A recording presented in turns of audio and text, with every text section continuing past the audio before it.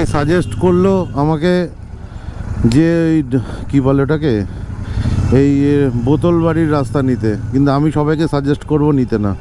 একদম বাজে রাস্তা, ছোট রাস্তা, আর মানুষজন ভুলভালভাবে যাচ্ছে। ব্যাপারটা ভুলভালভাবে যাওয়াটা না, ব্যাপারটা হচ্ছে যে আমাদের পাড়াতে বা তোমাদের পাড়াতেও সবাই এরকমই, পাড়ার রাস্তা এরকমই থাকে।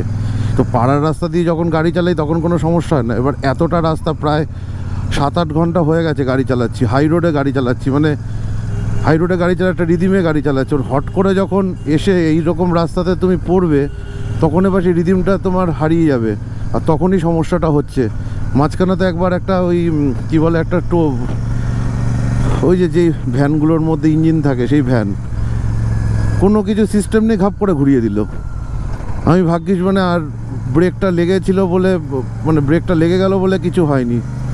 তারপর যেখানে সেখানে গাড়ি যাচ্ছে, এই যাচ্ছে। আমি বলবো এই রাস্তা নিতে না, অন্তত কলকাতা থেকে যখন শিলিগুড়ির দিকে আসছো তখন অবশ্যই এই রাস্তাটা অ্যাভয়েড করে যাওয়াটাই ভালো।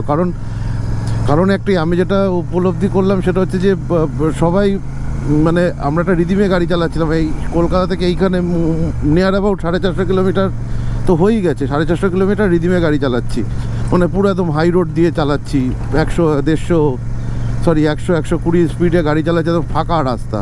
হট করে যখন তুমি এরকম ভিড়ভাট্টা রাস্তা ছোটো রাস্তায় পড়ে যাবে না, তখন তোমার নিজেরই নার্ভাসনেস লাগবে, যেটা আমার হচ্ছে।